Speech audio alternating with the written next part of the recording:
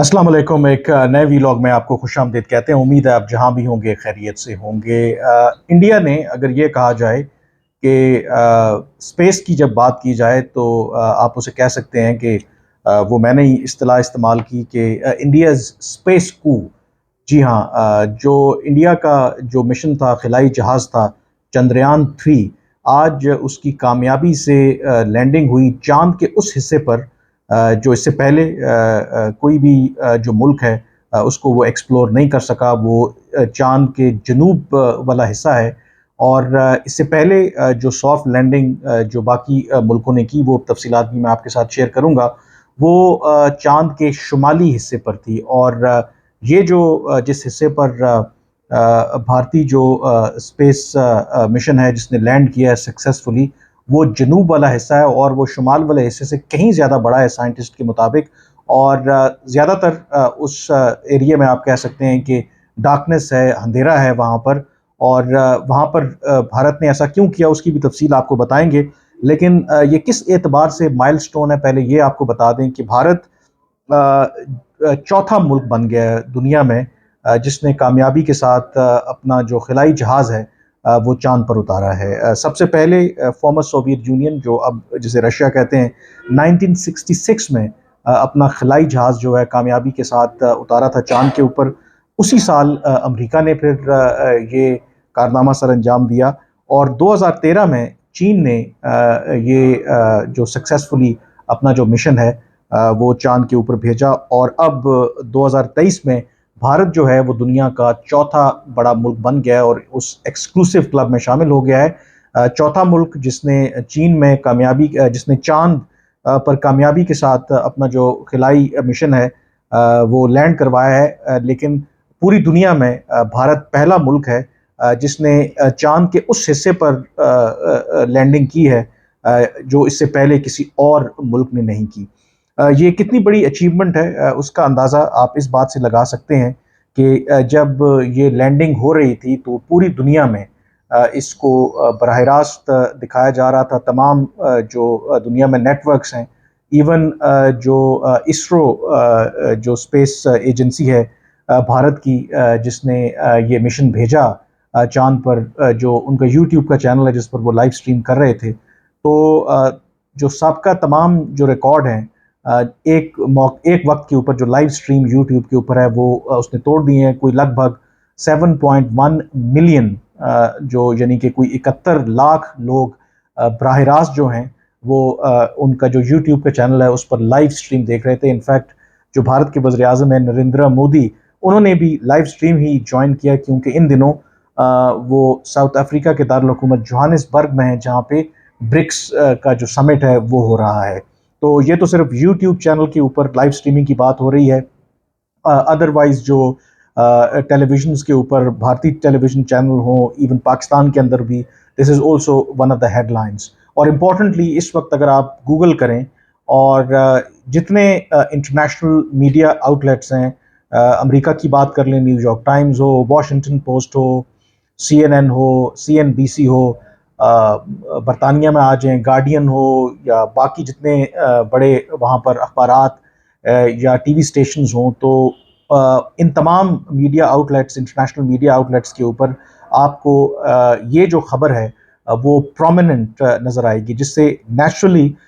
एक अंदाज़ा होता है कि जो भारत की अब एक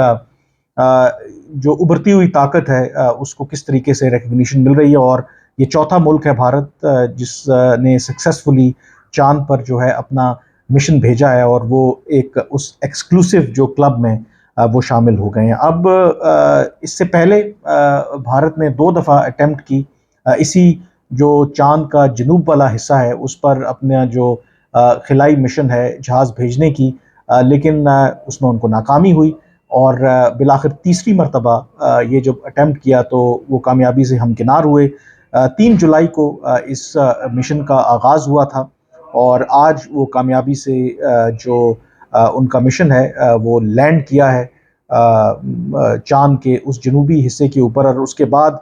आप आसान अल्फाज में अगर आपको बताएं तो वो लैंडिंग के बाद एक जो चांद गाड़ी है वो अब वहाँ पर जो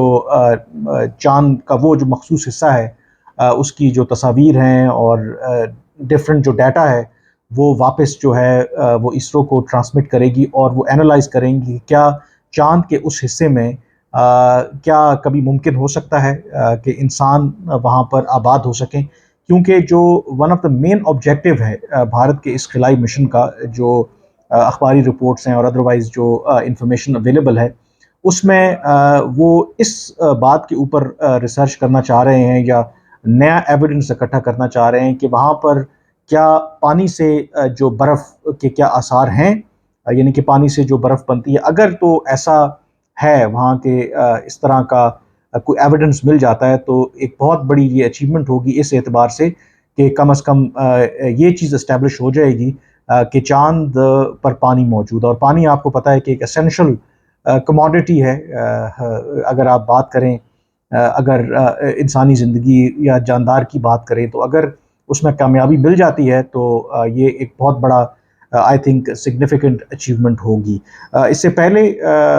جیسے میں نے کہا کہ باقی جو خلائی مشنز ہیں وہ چاند کے جو شمالی حصہ ہے اسی پر انہوں نے لینڈ کیا، جو جنوبی حصہ ہے اس لیے باقی ملکوں نے کوشش نہیں کی کیونکہ وہاں پر کامیابی سے لینڈ کروانا خلائی جہاز کو ایک بہت بڑا ایک چیلنج رہا ہے، کیونکہ اسی وجہ سے 2 دفعہ پہلے بھی جو بھارت کا جو مشن تھا وہ ناکام ہوا۔ انفیکٹ کچھ عرصہ پہلے ہی، کچھ روز پہلے ہی 50 سال کے بعد جو روس ہے اس نے اپنا ایک خلائی جو جہاز ہے وہ چاند پر بھیجا، لیکن لینڈنگ سے کچھ دیر پہلے وہ کریش کر گیا، یعنی کہ وہ کامیاب نہیں ہوا۔ حالانکہ جو روس یا فارمر سوویت یونین دنیا میں پہلا ملک تھا جس نے اپنا مشن جو ہے وہ چاند کے اوپر بھیجا 1966 میں، اور اسی طرح سے جاپان جو ہے اس نے بھی اس سال کے آغاز میں ایک کوشش کی اپنا جو مشن ہے چاند پر بھیجنے کی، لیکن اگین وہ کامیابی سے اس کو لینڈ نہیں کروا سکے، اور لینڈنگ سے کچھ دیر پہلے وہ جو ان کا اسپیس مشن تھا یا جو خلائی جہاز تھا وہ تباہ ہو گیا۔ حالانکہ اگر آپ جاپان کی بات کریں تو جاپان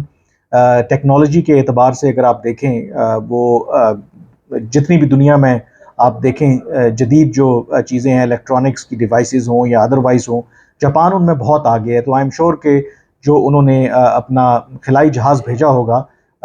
ڈیفینیٹلی وہ with all the latest technology اور ریسرچ کی بنیاد پہ بھیجا ہوگا، لیکن یہ کتنا مشکل مشن ہوتا ہے کہ ایون جاپان جیسا ملک جو ہے وہ کامیابی سے لینڈ نہیں کروا سکا، حالانکہ ان کی یہ پہلی اٹیمپٹ تھی۔ جیسے بھارت نے بھی اس سے پہلے 2 اٹیمپٹس کی اور تیسرے اٹیمپٹ میں ان کو یہ کامیابی ملی ہے۔ اب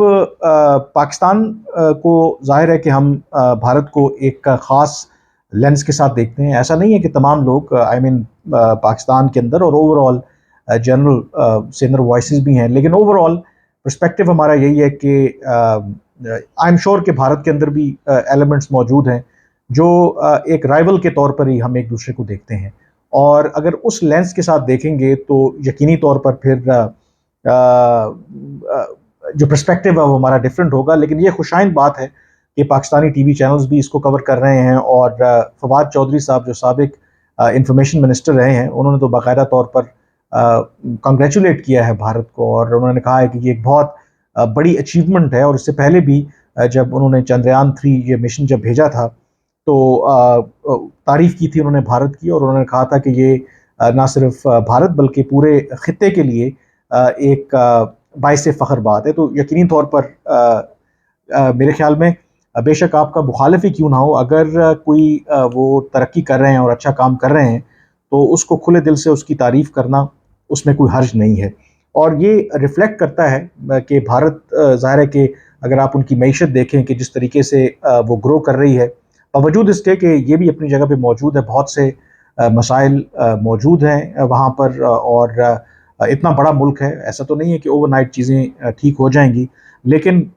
ایک رائٹ ڈائریکشن پہ اگر آپ ہوں تو پھر وہ مسائل جو ابھی آپ کو درپیش ہیں وہ بھی آئندہ آنے والے سالوں میں حل ہو جائیں گے۔ And more importantly I think اس طرح کی جو ڈیولپمنٹس ہوتی ہیں، جس طریقے سے بھارت کی جو تمام جو عوام ہیں وہ ٹی وی سکرینز پر اور سوشل میڈیا کے اوپر جس بے چینی سے انتظار کر رہے تھے اس لمحے کا کہ کب جو بھارتی خلائی جہاز ہے وہ چاند پر اترے گا، اور پھر اترنے کے بعد جو وہاں پر جشن اور خوشی کا سماں ہے، اس سے بھی ایز اے نیشن انفرادی طور پر بھی اور اجتماعی طور پر بھی آپ کے اندر ایک اعتماد آتا ہے کہ yes you are something, اور اس طرح کی جو اچیومنٹس ہیں وہ آپ کو ایک سورس آف انسپریشن دیتی ہیں. تو یہ بھی ایک آئی تھنک اس حوالے سے سگنیفیکنٹ پہلو ہے. اور پھر پوری دنیا میں جب اس طریقے سے آپ کو کوریج ملے، اور یقینی طور پر ایک it's a landmark achievement, تو آپ کو کوریج تو ملنی ہے، تو ڈیفینیٹلی اس سے آپ کی جو سافٹ پاور ہے وہ بھی دنیا میں، اور سائنٹیفک جو پاور ہے وہ بھی دنیا میں پتہ لگتا ہے کہ آپ کس طریقے سے آگے بڑھ رہے ہیں. رہی بات پاکستان کی، پاکستان بھارت کے مقابلے میں بے شک چھوٹا ملک ہوگا، یہ میں ہمیشہ کہتا ہوں کہ، لیکن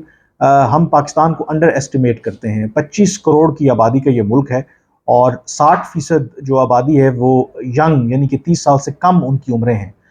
پاکستان کے اندر بھی اگر رائٹ جو پالیسیز ہوں، اگر ہمارے ہاں تجربے نہ کیے جاتے، تجربے نہ ہوتے آن اینڈ آف، تو آج شاید پاکستان بھی ایک اس سٹیج پر ہوتا کہ شاید سائنٹیفک دنیا میں اور ادروائز بھی کہاں سے کہاں پہنچ چکا ہوتا. اور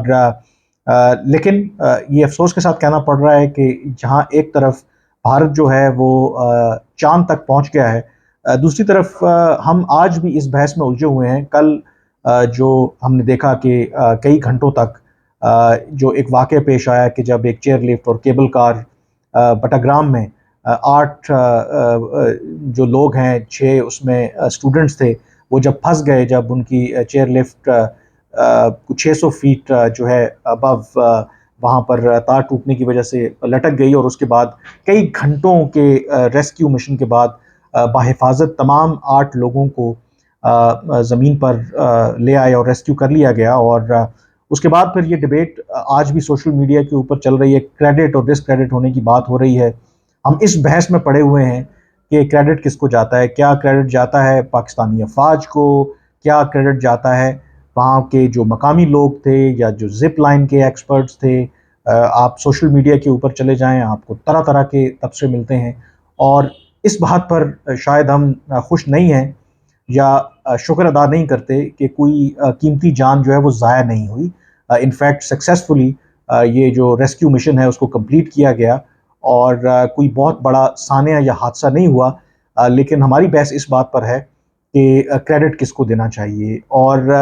جب آپ ایسی باتوں میں الجھے رہیں گے تو پھر آپ کا فوکس کہاں ہوگا کہ آپ اسپیس کی بات کریں یا آپ سائنس اینڈ ٹیکنالوجی کی بات کریں. تو میرے خیال میں آئی تھنک یہ جو بھارت کی کامیابی ہے،